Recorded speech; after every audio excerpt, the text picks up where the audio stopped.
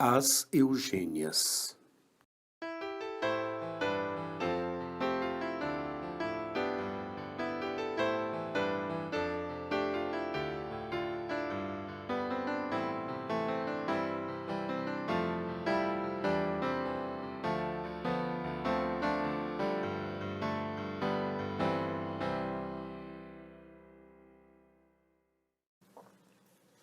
No vídeo anterior, de Eugênias 1, nós falamos que as sementes de Eugênia, das espécies do gênero Eugênia, são aproximadamente esféricas e que elas contêm apenas um eixo embrionário. Esse eixo embrionário, quando inicia-se a germinação da semente, ele vai produzir uma plântula. Mas nós também falamos que essas sementes apresentam uma capacidade muito interessante em regenerar raízes e partes aéreas quando elas são eliminadas. E também que se você fracionar essas sementes, a parte que contém o eixo embrionário vai produzir a raiz e a plântula como faria se estivesse inteira. E mais interessante ainda é que a outra parte que não contém esse eixo embrionário também pode produzir uma raiz e uma nova parte aérea, uma nova plântula completa. Então, esses tecidos novos são produzidos a partir de tecidos do cotilédone que se desdiferenciam e se diferenciam agora em um novo embrião.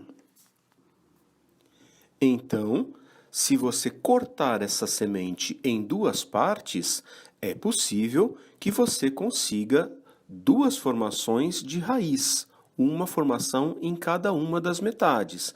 Se você cortar em 4 partes, é possível que você consiga até 4 formações de raiz e formações de novas plântulas, uma em cada fração dessa.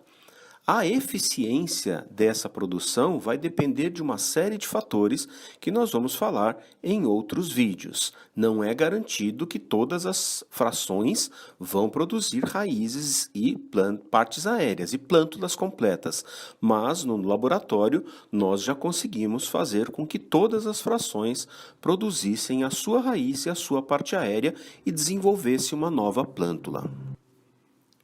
Então, é esperado que a partir do eixo embrionário que já está formado naquela semente, se desenvolva uma nova plântula, mesmo que grande parte das reservas sejam eliminadas. Agora, o interessante é que outras partes que não têm esse eixo embrionário tenham essa capacidade de formar novas raízes e novas plântulas completas.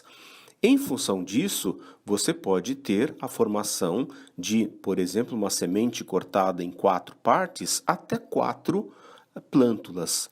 E é interessante que partes da semente que não tinham essa capacidade de formar raízes e plântulas, agora, uma vez que elas são isoladas, que elas são retiradas da semente inteira, elas têm condição de formar uma nova plântula. Sabendo dessa capacidade regenerativa das sementes das espécies de Eugênia, no laboratório do Núcleo de Pesquisa de Sementes do Instituto de Botânica, nós conduzimos experimentos para verificar qual o potencial de regeneração que essas sementes têm. Ou seja, nós fizemos extrações de raízes e plântulas por diversas vezes para verificar até quando essas sementes conseguiriam regenerar novas raízes e novas plântulas. Então, nós colocávamos as sementes para germinar e assim que saía a primeira raiz, nós a eliminávamos e colocávamos para germinar novamente. Em outra situação, nós colocávamos para germinar, esperávamos formar a primeira plântula e aí sim eliminávamos essa primeira plântula e colocávamos para germinar novamente. E fizemos isso seguidas vezes. A primeira coisa que nós observamos foi que essa regeneração aconteceu pelo menos 3 vezes nas sementes de uvaia, de cereja, de pitanga. e que a cada vez que nós eliminávamos uma germinação ou uma plântula inteira, a nova germinação e a formação de uma nova plântula demorava mais tempo para ser produzida. Isso nos trouxe a ideia de que talvez isso possa ser uma estratégia ecológica interessante para a espécie. Agora, nós precisamos relembrar uma coisa que já foi dita em outros vídeos. A diferença entre sementes chamadas ortodoxas e sementes recalcitrantes. Ortodoxas, então lembrando, são aquelas que toleram a dessecação. Elas podem ser secas até que o seu teor de água fique abaixo de 10%. Já as recalcitrantes não toleram secagem. E o teor de água delas tem que frequentemente ficar acima de valores altos como 30%, 35%, daí para cima. Então, as sementes recalcitrantes, com esse teor de água elevado, ou elas germinam ou elas acabam se deteriorando rapidamente, porque a forma da semente não se deteriorar é justamente ela permanecer no estado seco, como é o caso das ortodoxas. Nesse caso, as sementes ortodoxas acabam adotando no campo uma estratégia de formação de bancos de sementes, ou seja, dispersam um monte de sementes no solo e cada semente seca vai germinar num momento diferente. Então, se as primeiras sementes que germinarem, que receberem água, absorverem a água e começarem a germinar, começarem a desenvolver a sua planta numa condição desfavorável para essas plantas, o que vai acontecer? Essas plantas vão morrer. E aquela semente vai morrer junto com aquela planta que morreu. Mas no solo haverá sempre um número maior de sementes do que aquele que está germinando.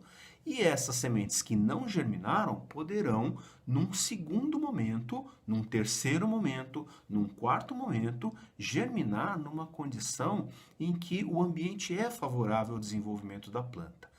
As recalcitrantes não têm essa oportunidade. Por quê? Elas, no momento em que são dispersas, estão com o teor de água muito elevado. Então, elas precisam germinar naquele momento. As sementes que não germinarem naquele momento vão morrer no solo. Então, não há como formar banco de sementes no solo para espécies que tenham sementes recalcitrantes. E as sementes das espécies Diogênia, em sua grande maioria, são recalcitrantes.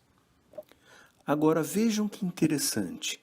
A primeira plântula dessas espécies Diogênia estudadas demorou 10 dias para ser formada. Quando nós eliminamos essa primeira plântula, a segunda plântula demorou 35 dias para ser formada. Se eliminamos essa segunda plântula, a terceira plântula vai demorar aproximadamente 50 dias para ser formada. E, se eliminarmos essa outra plântula e esperarmos formar mais uma, essa nova plântula vai demorar 85 dias para ser formada. Então vejam que o tempo para formar cada plântula está aumentando. Mas se nós considerarmos todo esse período, da primeira plântula formada até a última plântula formada, nós teremos um total de 180 dias, ou seja, 6 meses. Isso significa que a mesma semente que germinou e formou uma plântula e não encontrou condição favorável no ambiente para se desenvolver e que essa plântula venha porventura morrer, essa semente que produziu essa plântula tem condições, tem reservas suficientes e tem capacidade regenerativa suficiente para formar uma segunda plântula. E assim até formar a quarta ou às vezes até a quinta plântula. Essa semente, não sendo ortodoxa, sendo recalcitrante, ela permaneceu no campo, no solo, durante 6 meses. E se nós considerarmos, então, que essa semente poderia ser armazenada no solo por mais 6 meses, antes de começar a formar a primeira plântula, ou com algum intervalo entre a formação de uma plântula e outra, talvez essa seja uma estratégia para que as sementes consigam permanecer no solo por um período de até 1 ano, ou seja, até chegar à nova safra e produzir novas sementes. Em outros estudos, nós descobrimos que é sim possível que essa semente seja armazenada por 6 meses ou mais, mas isso é assunto para um outro vídeo. Até lá!